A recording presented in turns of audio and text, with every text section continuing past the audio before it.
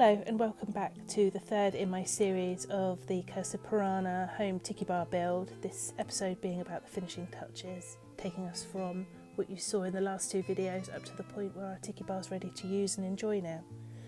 So picking up from the last time, I had to do my dado rails, which I bought the wood for. I bought a pine, which was easy to carve, so the first thing I did was I marked up every few inches to get a triple line that I then went on to router to make it look carved. I was really pleased with the result.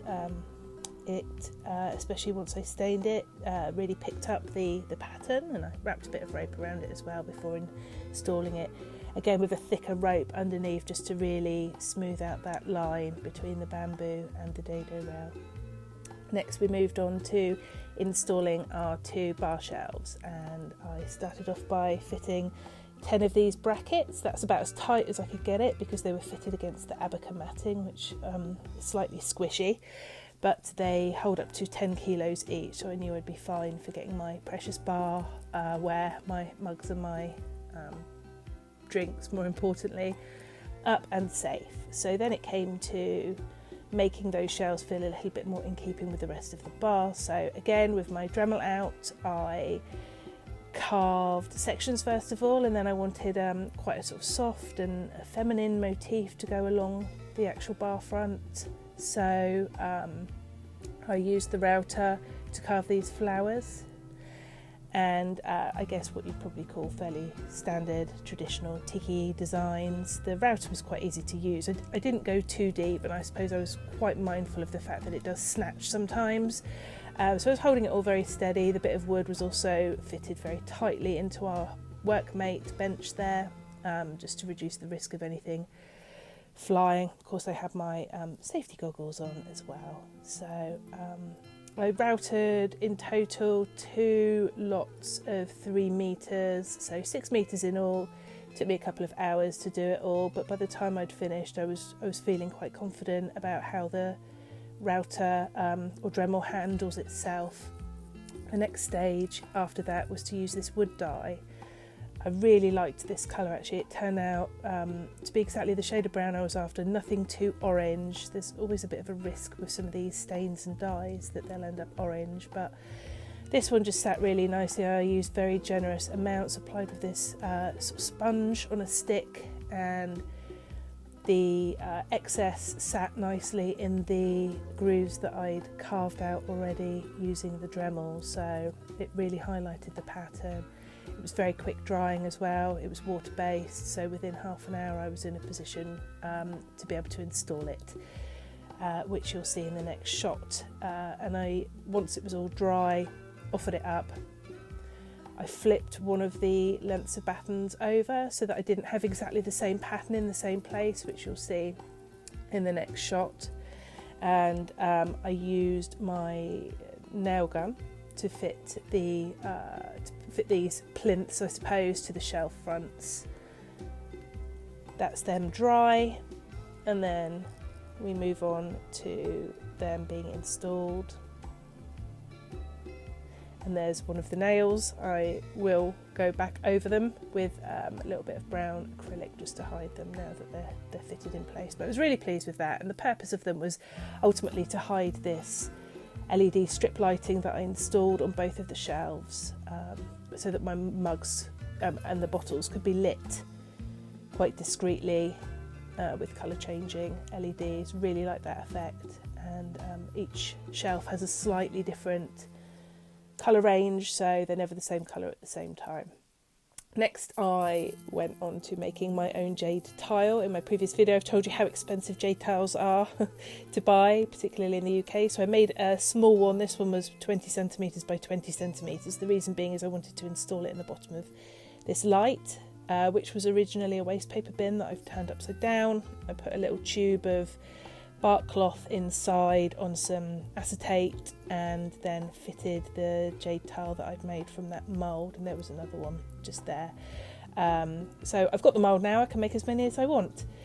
Moving on to the rug design. This was a Trader Vic's carpet that I took a sample of and then made a larger scale pattern of before I sent it off to a rug maker in Turkey, and this rug, 2 metres by 3 metres, came back a week or so later. This is a coconut fish that I've had for absolutely years, but he's never really gone anywhere because he's quite gummy and he didn't really fit the whole sort of notion of it being a piranha. So I cut the ends off a handful of kebab skewers, and I sat very patiently one day with my wood glue. Gorilla Glue, I find, has definitely got the firmest hold, and I installed the first set of kebab sticks on his bottom jaw, let them dry overnight before then moving on to the top one. And I did actually end up using a little bit of LED setting resin for the top jaw because I couldn't use gravity to help me out on that occasion, but I'm sure you'll agree he looks a little bit more menacing and a little bit more like a piranha. Now he's got a full set of gnashes on him. He is on the shelf, pride of place, right in the middle of the shelf. Then we move on to what was a fairly standard swing seat that I bought from a local homeware store, and I decided I wanted to cover it with these wisteria style flowers. I used 3 different shades of pink and then lots of foliage on top to hide the chain and hide the join and just make it feel a little bit more tropical than it did when it was just the bare frame by itself with the black chain. I didn't feel like it fitted in. My mum then very kindly, using a bit of bark cloth from Big Kahuna Fabrics, reupholstered the cushion and the headrest for me. She also, at my request, made the cushions reversible, so that purple out of the Bird of Paradise has been matched in with some nice thick purple canvas style fabric on the reverse, so I can have it either patterned or plain. So it's the same as the cushions that I've got on the mid-century furniture in there, the Frankel style furniture. Depending on the mood and depending what we're doing in there, we can either have it all floral or very plain, depending. So there's just a reminder of the other bark cloth from Big Kahuna Fabrics that we've got. I love the Birds of Paradise on both the prints. Moving on, I picked up these 2 bookends off eBay, and one of them was very loose, and it kind of gave me the idea that actually why be a bookend when you can be a shelf support. So what I did was I managed to prise off both of the Tikis and then flipped the back piece around on itself, which then gave me a shelf support. I re-adhered the 2 Tikis in place and restained the gaps on the wood where their feet had been. And then once they were cured, I popped them up with a couple of discreetly placed screws, and they now support the shelf that goes above the door, which I think looks really good. Much better than bookends, I think. And there's the other shelf that I made. I carved the front of this one rather than adding an actual plinth because there's no light up there that needed to be hidden. The next phase focused on the outside of the tiki bar, and I picked up those lights from Amazon.com, so I had to wait for them to come from America, but they were well worth it. And I then took 4 lengths of bamboo and painted them in this gloss black so that they matched the solar power panels on the flaming torches that were going to go into them. So as you can see, they looked a little bit more like they were one thing by the time I fitted them either side of the front door, tied a bit of rope around them, put them in a cross. I really love these torches. I've now got 12 in the garden, and I just think that they really fit in with my style, that ever so slightly kitsch, cartoony kind of tiki vibe. I think they go really well with the sign as well. Try not to take myself too seriously, and I think these lamps are probably quite a good reflection of the sort of slightly playfulness of the tiki bar. I also carved this strip of wood which hid the seal, the gap between the 2 movable doors, just to make it a little bit more watertight for winter.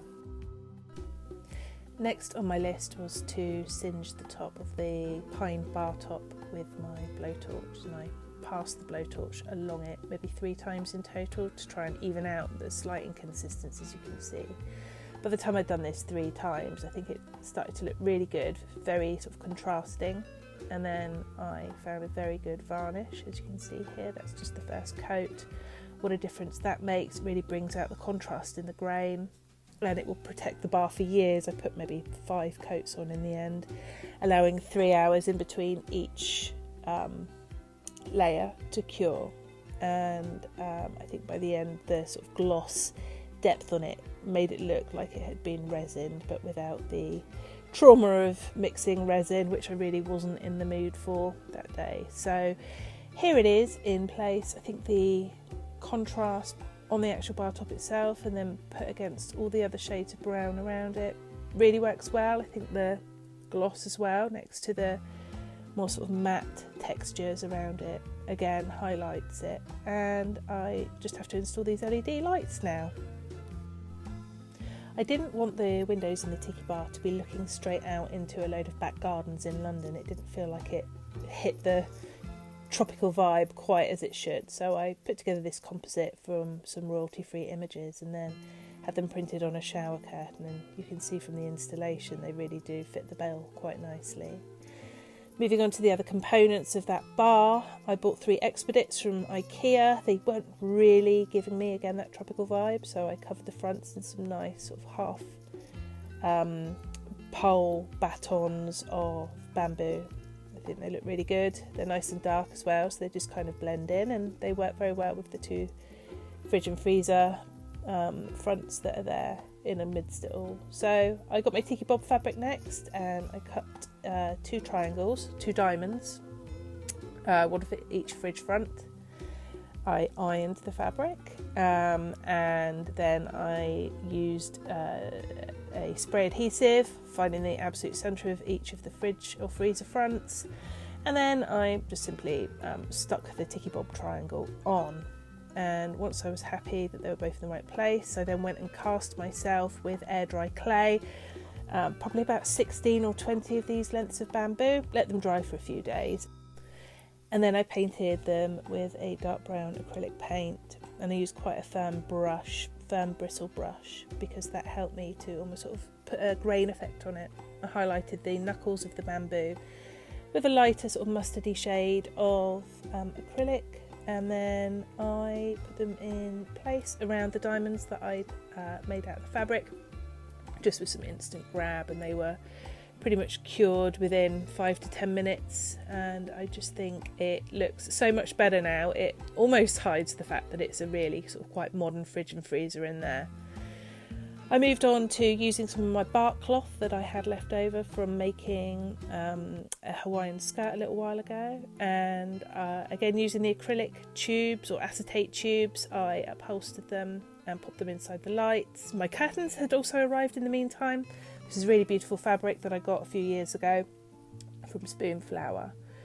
I then took this table that you may recall from the first episode, 90s conservatory furniture, and it already had a few coats of the dark varnish. I thought it already looked a lot better, and I used a Trader Vic's menu as a little insert to it, and I think it just looks a lot better. My next step was to make the underside for one of my basket lights on the ceiling, and I've seen a few on Instagram that I really liked, and on Pinterest as well. I've got a few of them saved, and they focus on this sort of dappled coloured glass effect, and they have things sort of stuck on them, or silhouettes of things stuck on them, and then the light shines through. And I decided to use some shells that we'd just collected on the Isle of Harris, and some little seahorses that I'd made out of that air drying clay again. I think the overall effect, it's quite hard to see here with the colour changing light, but the overall effect of the light looks really nice. I'm really happy with it. And that's it for this video, because I am now going to go and prepare the final reveal video, which will be up relatively soon if it's not already, and in it I will take you through the entire bar. I'll reveal what it looks like as an entire room. I'll give you some details on what's in there. I'll also make another video about the costings, but I don't know if I'm quite ready to face that one yet. But of course I will be providing more videos as time goes on, making cocktails and just really enjoying the bar. So let me know what you'd like to see. Give me a comment, give me a like, please subscribe so that you can keep up to date with when new videos come out. And thank you.